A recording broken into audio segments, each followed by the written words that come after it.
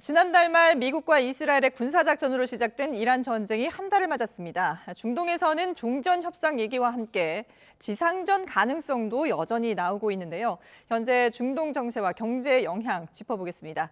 백승훈 한국외대 중동연구소 전임연구원 그리고 이인철 참좋은경제연구소장 두 분 나오셨습니다. 안녕하십니까? 네, 안녕하십니까? 예. 자, 미국과 이란의 전쟁 벌써 이제 한 달이 됐습니다. 어마어마한 시간이 생각보다 많이 흘러갔는데요.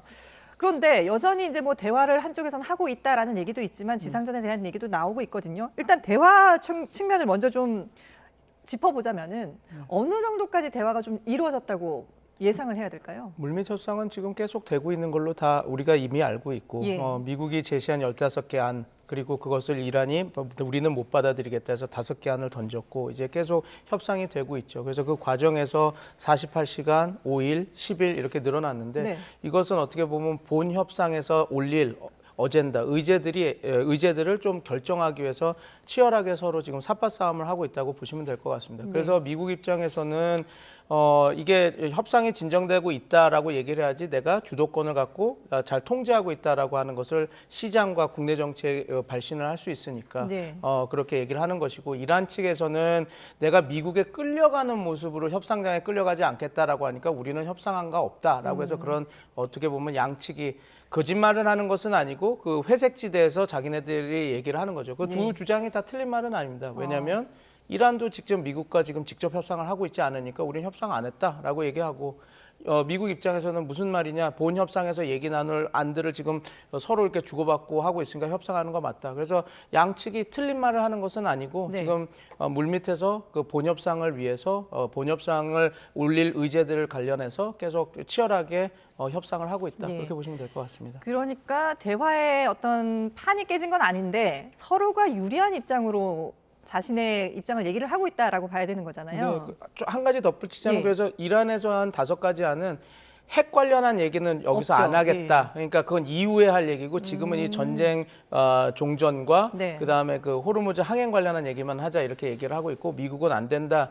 우리 전쟁 목표가 시작했을 때 핵 관련한 게 있으니까 그건 얘기를 해야 된다. 그렇게 해서 지금 싸우고 있는 걸로 보시면 됩니다. 예. 근데 이게 너무 첨예하게 다른 안이라서 이거 결렬되는 거 아니야 이렇게 그러게요. 걱정하는데 예. 전혀 그런 건 아니고 우리도 한번 시장에서 흥정을 한다고 생각하면 우리가 5천 원을 예상해도 1,000원으로 깎고 시작하지 않습니까? 예. 그래서 지금 그걸 맞춰가는 과정이다. 그래서 48시간, 5일, 10일 이렇게 늘었다. 이렇게 보시면 될 것 같고 시청자 여러분이 한번 보실 수 있는 바로미터는 이게 될 것 같습니다. 그러니까 아마 또 유예가 될 수도 있는데 만약에 협상이 좀 더 진척이 됐다 그러면 트럼프 대통령 입장에서는 그냥 유예하는 것이 아니라 휴전을 선언하고 협상에 들어가고 예.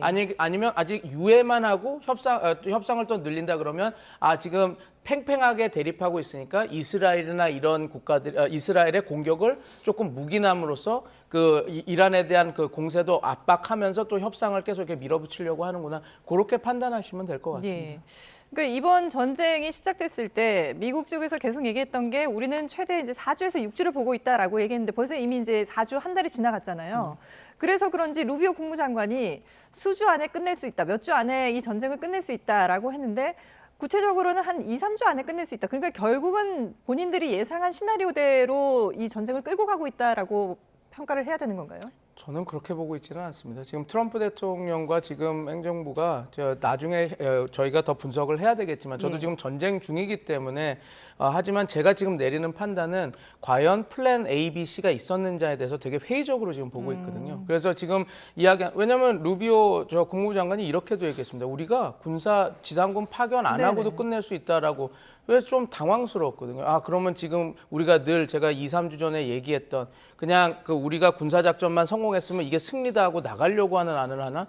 왜냐하면 지금 그렇게 해서 끝날 일이 아니거든요. 그리고 지금 얘기를 또 오늘 비행기 앞에서 얘기하는 걸 보고 놀랐는 게 항행 문제는 이후에 우리가 또 얘기해야 될 문제다라고 또 그거는 지금 이 상황과 다른 것처럼 분리해서 얘기하고 있거든요. 예. 그래서 지금 저렇게 메시지가 관리가 안 되고 있는데 과연 2주 안에 끝낼 수 있다 이렇게 하는 게 자기네들이 무슨 빅플랜을 해가지고 이렇게 끌고 와서 한 거라고는 보기가 힘든 상황들이 너무 많이 드러나고 있기 때문에 그거는 어떻게 보면 그냥 이 상황에서 시청자 여러분은 이렇게 생각하면 될 것 같습니다. 미국이 정말 출구 전략을 빨리 실행하고 싶구나. 여기서 이 전쟁을 빨리 마무리 짓고 싶어 하는구나. 그런 것들이 물론 이제 되게 자신감은 많이 보이지만 그런 것들이 묻어나오고 있다. 그렇게 보시면 될 것 같습니다. 예. 출구 전략을 찾고 싶구나라고 말씀하셨는데 그래서 일단 지금 가장 유력하게 나오는 얘기가 주말 동안에 파키스탄에서 미국과 이란의 협상이 이루어질 것이다라는 전망이 많거든요. 근데 과연 이 협상의 그 유형이 어떻게 이루어질 것이냐. 대면 협상은 실질적으로 현실성이 좀 떨어진다라는 평가도 많은데요. 어떻게 보세요? 여태까지 다 간접 협상으로 했습니다. 우리가 전쟁 시작하기 전에 제네바에서 1차, 2차, 3차 이렇게 됐을 때도 그 오만의 중재를 통해서 이렇게 됐었거든요. 네. 그러니까 이제 과거에도 늘 있었던 일입니다. 과거에 그러니까 미국과 이란이 서로 정치적으로 리스크, 위험이 많으니까 이 협상을 직접 진행했다가 실패하면 자기의 과오가 되기 때문에 네. 보통 어떻게 하냐면 같은 협상장에서 이란과 EU3, 그러니까 독일, 영국, 프랑스가 회의를 합니다. 근데 똑같이 그 미국 대표단도 그 건물에 가 있습니다. 아래층에. 네. 그래서 직접 협상한 것은 아닌데 EU 3국과 이란이 이야기한 거를 내려와서 서로 공유하고 그러면 이 말 전해줘 해서 올라가서 전해주고 어떻게 보면 직접 협상을 하는 건데 저도 좀 그런 걸 보면서 우스웠었는데 네.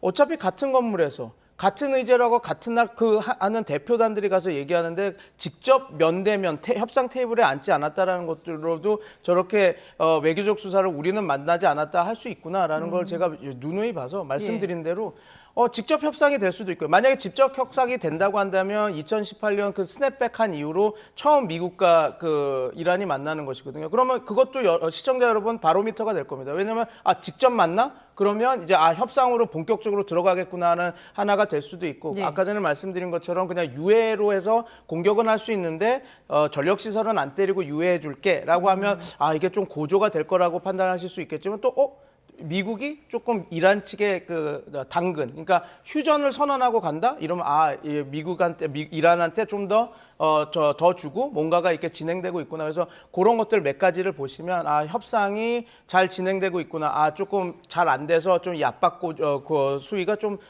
한 주 정도 며칠 더 가겠구나. 그런 것들을 한번 보실 수 있을 겁니다. 예.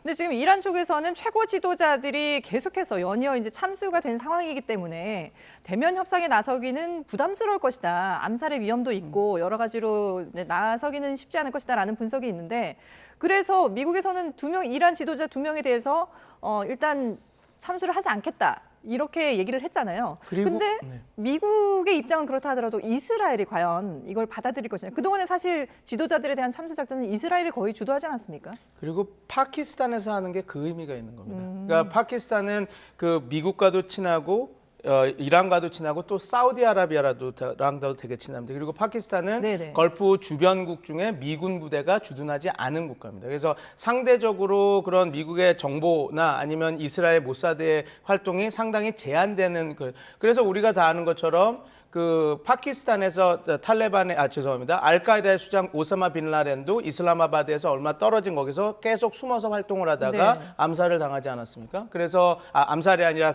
미국의 군사 작전으로 사살되지 않았습니까? 예. 그래서 물론 이스라엘은 계속 암살을 하고 싶어 하겠지만 파키스탄은 상당히 그런 거에서 안전한 지역이기 때문에 그렇게 그 협상장으로 이야기가 되고 있는 것이고 예. 그다음에 또 미국이 그것을 이스라엘을 그렇게 납두지 않을 겁니다. 지금 어찌됐건 협상을 이렇게 진정성 있게 하고 있지 않습니까? 48시간, 5일, 10일. 거기다가 이번에는 1차, 2차, 3차 작년에 있었던 그 협상단에서 너무 강경파니까 우리는 좀 대화할 수 있는 사람이 필요하다 해서 J.D. 벤스도 지금 협상 단에 들어가서 얘기를 할 그렇죠. 거다라고 해서 예. 그렇게 진정성을 갖고 있는데 이스라엘이 거기를 공격해서 암살한다? 저는 그 가능성은 낮다고 보고 있습니다. 그래서 예.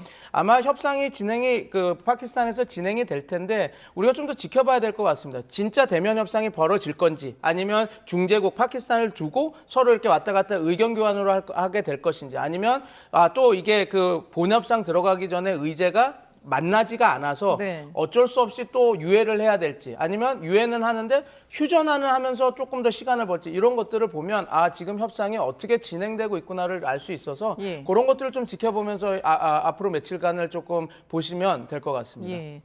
그래서 이번 주말이 상당히 이제 변곡점이 될 것이다라는 얘기들이 나오고 있는데요. 그런데 일단 대화가 그래도 어느 정도 이제 진전이 되고 있는 상황인데 시장의 반응은 좀 전혀 다르게 반응하고 있는 것 같아요. 맞습니다. 지금 금융시장을 움직이는 가장 큰 요소 세 개를 꼽으라고 하면 일단 국제유가, 예. 거기다가 달러 강세가 얼마나 지속되고 있는지, 그리고 미국의 10년물 국채 금리가 어떻게 움직이고 있는지, 이게 돈의 흐름을 바꿀 수 있는 세 가지 핵심 키워드인데요. 네. 일단 브렌트유가 지난 주말 장에서 지금 온스당 트라이 온스당 이제 112달러를 기록을 했거든요. 예. 이게 앞서 지적하셨던 것처럼 러시아 우크라이나 전쟁 이후 2022년 7월 이후 3년 8개월 만에 최고치입니다.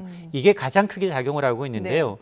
지금 미국은 지금 주말장이에요. 주말로 접어들었지만 24시간 거래되고 있는 글로백스 나스닥 미니 선물이 있습니다. 이게 2% 가까이 빠지고 있어요. 예. 그러니까 이 얘기는 뭐냐? 아하, 여전히 대화는 오가고 있지만 전쟁은 굉장히 장기화될 것이다라는 우려를 반영하고 있다는 얘기고, 또 하나가 달러 강세입니다.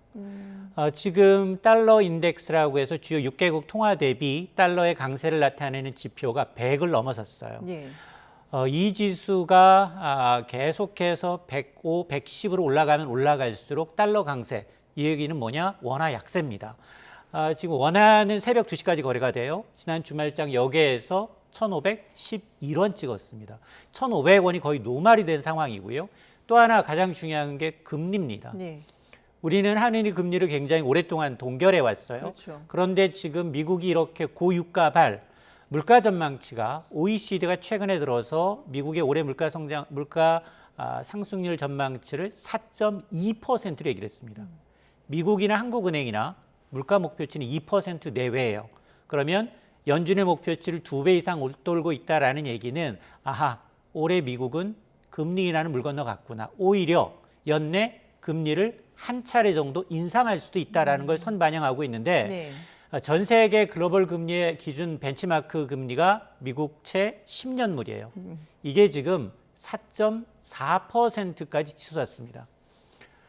연초 대비 한 8% 넘게 오른 상황이고요. 네. 이게 5%를 넘어서게 되면 마지노선. 정말로 미국은 금리 인하를 못하고 물가 때문에 금리를 오히려 올려야 되는 상황이 되기 때문에 지금 이 세 가지 지표가 모두 좋지 않은 방향으로 흐르고 있겠어서 네. 지금 금융시장은 뭐 패닉셀, 이른바 주식도 던지고 채권도 던지고 오직 달러 수요만 남아있는 상황입니다. 그러니까 이게 지금 시장의 불안감이 여전히 가시지 않고 있는 그런 상황인데 트럼프 대통령이 사실 이게 말 한마디 한마디에 모든 언론들이 이제 분석을 하고 그러지 않습니까? 근데 이게 단순 실수인지 아니면 의도한 건지 모르겠는데 호르무즈 해협에 대한 얘기를 하면서 트럼프 해협이라고 본인이 표현을 했거든요. 네. 이건 어떻게 봐야 될까요? 우리가 집 사서 내 집 앞에다가 내 명표 거는 건 당연한 거예요. 전쟁 끝나지도 않았는데 저 해협은 내 거라고 한 거랑 똑같습니다. 예.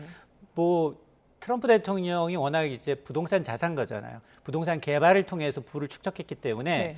자기가 건물을 사면 거기다가 트럼프 건물이라고 해요. 근데 심지어는 지금 어떤 일이 벌어지고 있느냐? 케네디 센터도 자기 트럼프 케네디 센터로 이름을 바꾸고 있고요.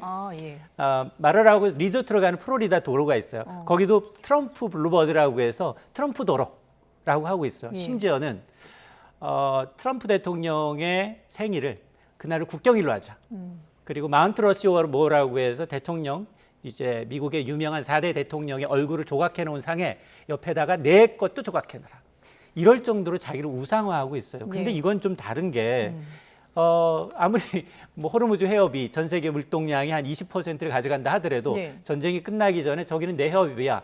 나한테 결정권이 있어. 내가 이걸 가져갈 거야라고 얘기한 건 아마 압도적인 이제 미국의 힘으로 인해서 실효적인 지배력을 행사하려는 의도가 아니냐. 네. 왜냐 실제로 베네수엘라 공격하고 난 다음에 가장 먼저 가져간 게 뭐였죠? 석유 채굴권이었어요. 예. 그러다 보니 아마 이제 그런 이제 의미로 받아들이게 된다면 결국 이 협상의 키는 뭐냐? 호르무즈 해협이 단순한 해상로가 아니라 전쟁과 협상의 판을 거의 결정짓는 예. 좌우하는 핵심 협상 카드가 될 수 있다라는 생각을 하고 있습니다. 예. 그만큼 이제 미국에서도 호르무즈 해협을 중요한 곳으로 보고 있다는 얘기인데, 근데 이란이 이 호르무즈 해협을 포기할 수는 없는 입장 아니겠습니까? 이란 입장에서도.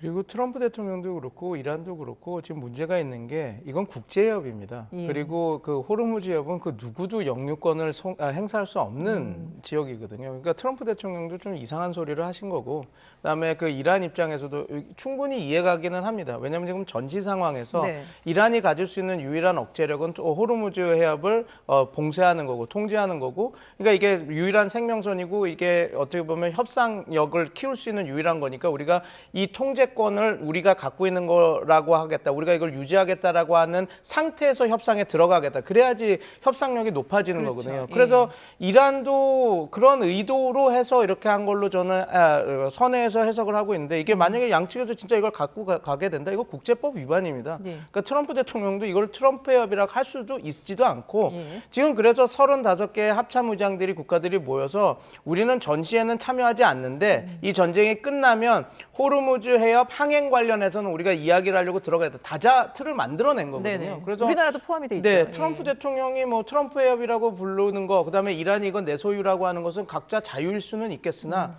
과연 그것이 그렇게 원하는 대로 될지는, 아무리 우리가 힘의 논리로 하는 국가 사회가 됐고 지금 뭐 현실주의 세계관이라고 하지만 그렇게 되긴 쉽지 않을 거다. 저는 그렇게 지금은 분석하고, 지금은 아직 전쟁 중인 상황이라서 우리는 그건 좀 지켜봐야 된다. 근데 국제사회에서도 그걸 좌시하지 않고 어떤 조치를 취하기 위해서, 심지어 그래서 그게 의미가 있습니다. 외교부 장관끼리 모여서 한 게 아니라 그런 폭력을 수행할 수 있는 그 합참 의장들, 그러니까 군대 그 수장들이 모여서 35곳이 모여서 그 얘기를 했다라고 하는 것은, 아마 이제 전쟁은 지금 끝나고 나서 어떻게 진행될지, 호르무즈 항행에 관련해서 어떻게 진행될지는 우리가 조금 더 지켜봐야 된다. 좀 그렇게 말씀드리겠습니다. 예. 그런데 뭐 트럼프 대통령이 이란 이 호르무즈 해협을 이란과 공동 관리할 수 있다, 뭐 이런 발언을 하기도 했고, 여러 가지 이제 좀 야심은 계속 드러내고 있는 그런 상황입니다.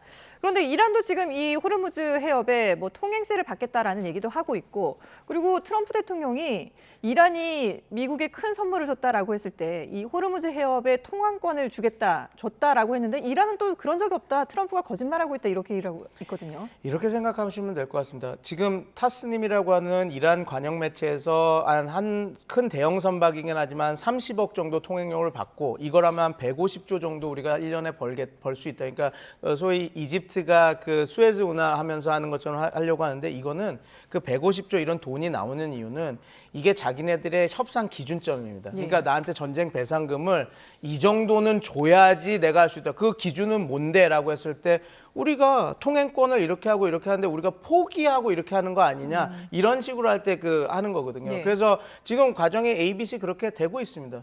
타스님에서 그렇게 계산해서 나왔고, 이란 의회에서 그걸 받아서 우리가 통행권 관련해서 인준해서 얘기를 하겠다라고 하는 것을 진짜 받는가 보다 이렇게 생각하시면 지금 상황에서는 조금 너무 많이 나간 분석이고, 이게 아마 저 150조라고 하는 기준 준거점이 이제 미국한테 자꾸 바라는 배상금 같은 거에 기준점이 될 겁니다. 왜냐하면 자기네들이 통행권을, 그리고 이란도 분명히 알 겁니다. 왜냐하면 지금 아까 전에 모두에 말씀드린 것처럼 자연스럽게 만들어진 해협, 수에즈 운하나 파나마는 그 인위적으로 건설된 거지만, 이거 자연스럽게 된 것에 대해서는 그냥 어떻게 보면 자유통행, 그리고 그냥 무조건 그냥 갈 수 있게 해줘야 되는 겁니다. 그래서 물론 거기 그런 법에 이란은 의회에서 인준을 안 하긴 했지만, 그렇다고 그걸 막 어기고 돈을 받을 수 있는 건 아니거든요. 예. 그래서 지금 전시에서 나오는 저게 유일한 협상 카드이기 때문에 나오는 워딩이기 때문에 그거를 좀 우리가 보면서 지켜봐야 될 것 같고, 아마 저 금액이 나름 배상금이나 이런 것들에 있을 때 자기네들이 요구하는 하나의 준거점이 될 겁니다. 예.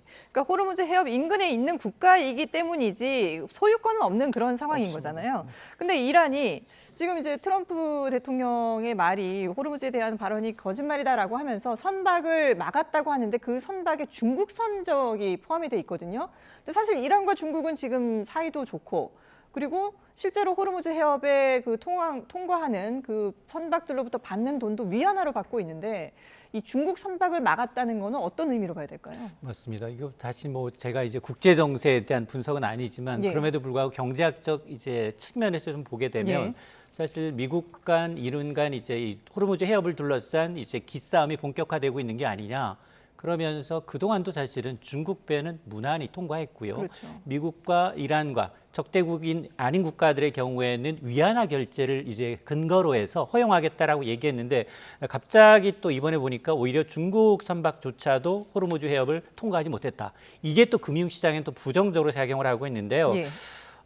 미국은 항해의 자유를 반드시 확보해야 된다라는 이제 명분이 있지만 그럼에도 불구하고 지금 이란의 경우에는 어쨌든 굉장히 이걸 협상의 카드로 활용하기 위해서는 이란이 승인 없이는 어떤 실제 통제력을 행사하고 있다라는 메시지를 강하게 주기 위해선 우리가 허가해야만 이란이 허가해야만 통과가 가능하다. 그러면서 이제 통행세라든가 아니면 이 향후 협상 과정에서도 이 호르무즈 해협만큼은 자기네들이 이제 권한을 갖겠다라는 어떤 강력한 어떤 메시지로 보이는데요.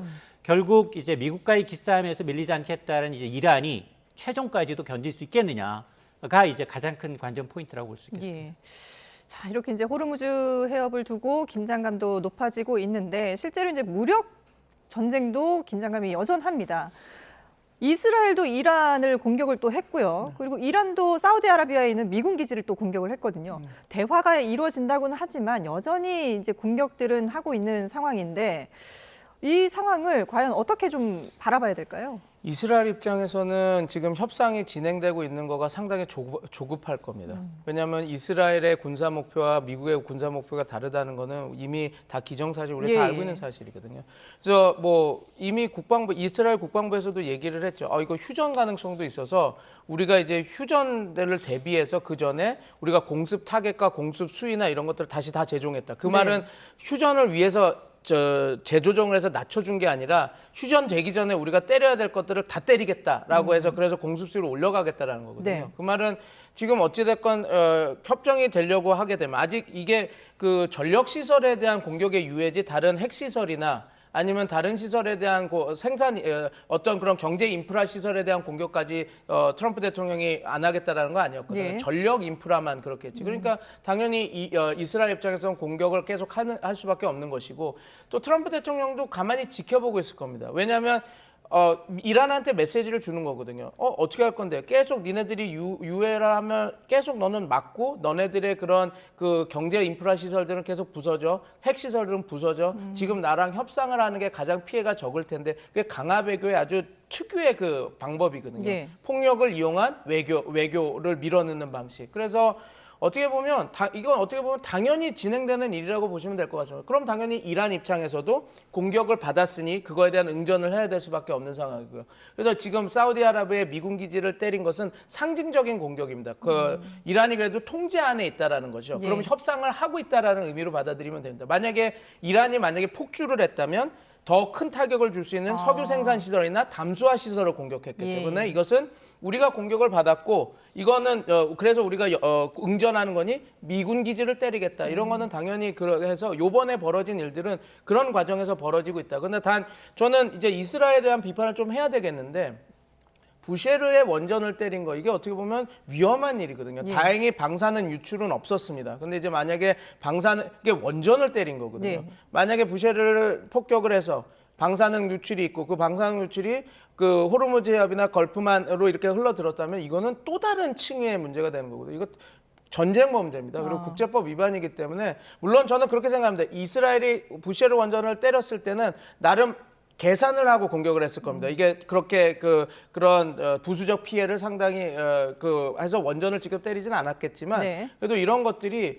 지금 별로 좋지 않은 상황이고 이스라엘 입장에서도 전후에 별로 그 국제 평판이나 이런 것들에서 별로 좋은 방향으로 가지 않는 것들이 지금 벌어지고 있다. 그렇게 보시면 될 것 예. 같습니다. 그러니까 서로 공격은 하더라도 이스라엘은 조금 이제 다른 입장이긴 하지만 미국이나 이란 같은 경우는 서로 공격을 하더라도 조금씩 조심스럽게 신중하게 공격을 하고 있다라고 봐야 될 것 같은데요.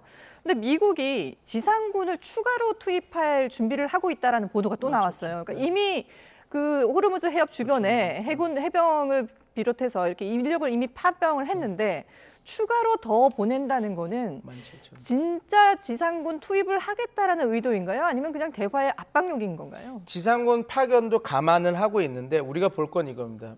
이제 지금 보면 17,000, 19,000이 되는 거거든요.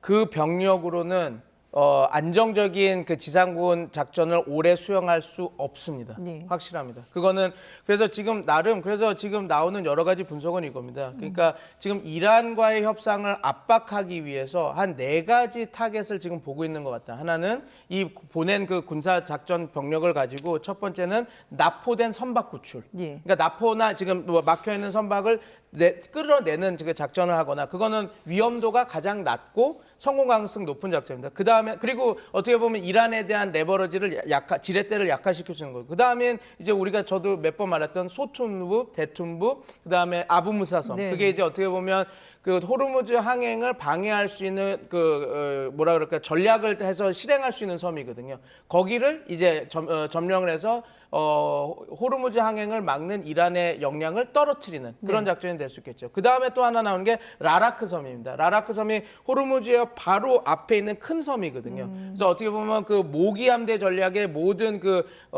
지대함 미사일이라든지 드론이라든지 회속정이라든지 기뢰 저장소라든지 이런 것들이 다 거기에 동굴이나 이런 거에 돼 있다고 보는데 네. 거기를 수복하는 작전입니다. 근데 이거는 아까 말한 그 2개보다는 위험 수위가 더 높죠. 그래서 하지만 근데 그거를 군사 작전으로 성공하면 이란한테는 압박이 될 겁니다. 하나하나씩 하면서 니네가 쓸 수 있는 카드가 없어지는데 이래도 협상 안 할까 이렇게 되는 거죠. 그리고 마지막으로 할 수 있는 게 하르그 섬입니다. 네. 하르그 섬인데 문제는 이게 뭐냐면 지금 보낸다고 하는 17,000, 19,000명 갖고는 하르그 섬을 점령은 할 수 있어도 오랫동안 버틸 수는 없습니다. 그러면 이렇게 되는 거죠. 만약에 그렇게 되는 상황에서 공격을 당해서 하르그 섬에 있었던 해병대나 파리 공수사단의 피해자가 20명, 30명, 40명 나온다.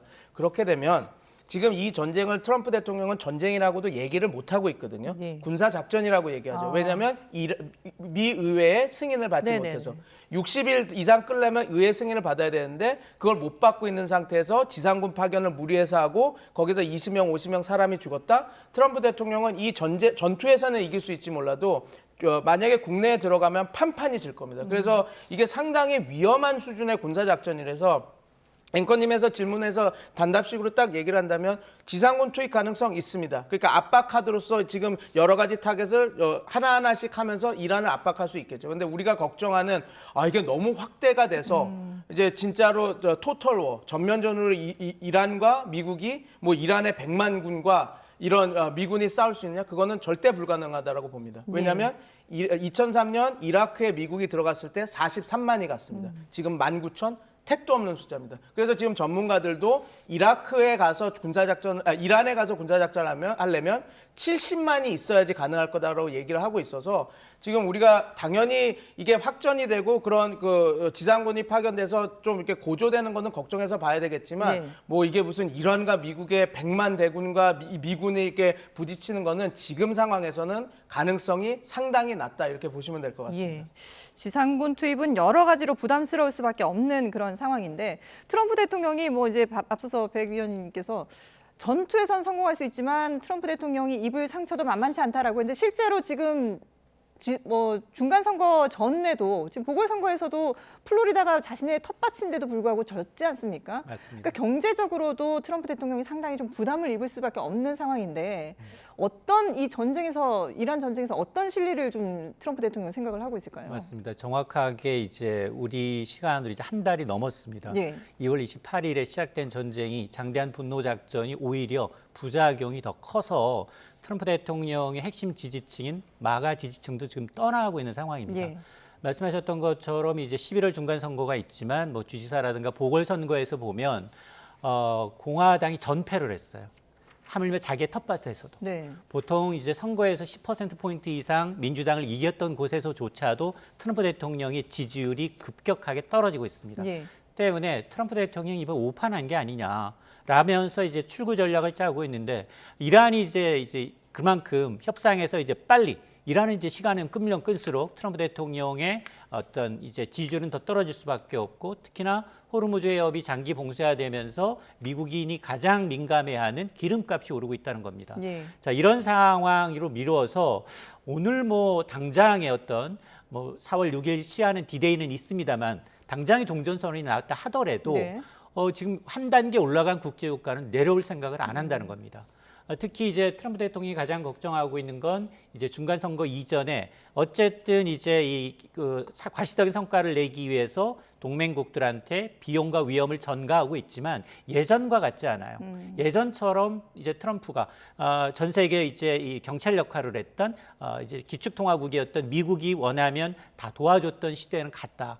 트럼프 대통령이 이미 이제 전 세계적인 이제 교역국들과 통화 정책으로 해서 이미 이제 신뢰를 많이 잃은 상황에서 네. 특히나 이제 누구도 원하지 않았던 대통령이 트럼프 대통령이 시작한 전쟁인데 왜 그 피해를 이제 동맹국들한테 전가하느냐라는 이제 의식이 있기 때문에 아마 트럼프 대통령 입장에서는 지금 뭐 굉장히 겉으로는 굉장히 강하게 얘기하면서도 아마 이제 내부 지지층 결집을 위해서는 상당히 좀 더 중간 선거 이제 패색이 짙어질 수 있기 때문에 더 급격한 카드로 아니면 또 다른 이변으로 이제 이번 상황을 모면하기 위해서 여러 가지 카드를 내놓을 것으로 보이는데요. 네. 그러니까 금융시장이 가장 싫어하는 게 뭐냐? 불확실성. 어떤 대책이 나올지 모르고 어떤 네. 말을 어떤 SNS를 통해서 나올지 모르기 때문에 지금 시장은 굉장히 주식시장은 이미 미국의 주요 3대 지수 가운데 다우와 나스닥 지수는 이미 고점 대비 10% 이상 빠져서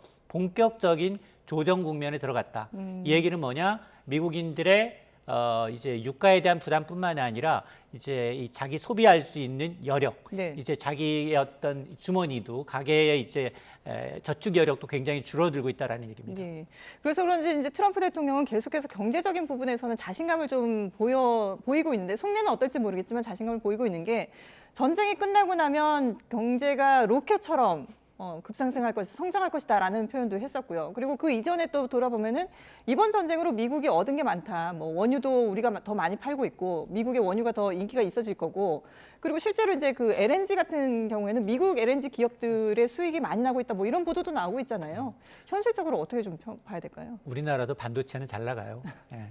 그러니까 미국의 LNG 기업들이 순이익을 많이 내고 있다는 얘기는 네. 누군가는 소비자는 고통이고 그리고 상대 수입하고 있는 국가들은 여전히 비용을 전가하고 있는데 불과합니다. 네. 기업 간 싸움이기 때문에 그게 트럼프 대통령의 표심하고는 전혀 관계가 없고요. 특히나 물론 뭐 LNG 기업들 지금 어쨌든 전 세계 LNG의 1위 공급국인 카타르가 향후 5년 정도 불가항력을 선언을 했어요. 불가항력이라는 건 천재지변이나 전쟁 등으로 인해서 장기 공급 계약을 거절한다 하더라도 깬다고 하더라도 페널티를 물지 않는다는 겁니다. 근데 그 국가 중에 우리도 포함이 돼 있고 중국도 포함이 돼 있습니다. 예, 그러면 그렇죠.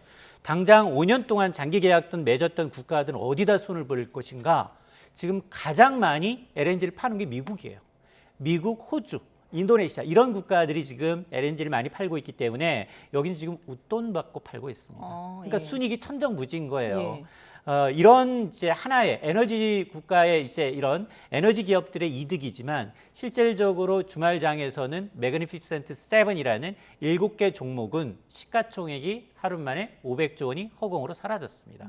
그러니까 안에서 벌고 밖으로 이제 밑지는 장사를 하고 있다는 얘기이기 때문에 결코 어떤 한 특정 기업의 에너지 기업의 이윤이 트럼프 대통령의 의도처럼 미국 경제 성장을 살리느냐? 그건 아니다. 오히려 이제 2008년 글로벌 금융위기를 예측했던 루비니, 닥터 둠이라고 불리는 루비니 뉴욕대 전 교수의 경우에는 미국의 경기가 1970년대식 스태그플레이션에 빠질 수 있다라고 봅니다. 1970년대는 그나마 나았어요. 그때는 부채 수준이 높지 않았어요. 근데 지금은 계속해서 돈을 뿌린 상황에서 여기다 또 이제 금리를 낮추거나 이제 물가가 더 오르게 되면 네. 해결하기가 굉장히 어려운 고물가, 저성장의 시대가 계속되기 때문에 상당히 미국 경기도 어려워질 수 있습니다. 예, 알겠습니다. 네, 지금까지 전문가 두 분과 함께 중동 상황 짚어봤습니다. 백승훈 한국외대 중동연구소 전임연구원 그리고 이인철 참좋은 경제연구소장과 얘기 나눠봤습니다. 두 분 고맙습니다. 감사합니다.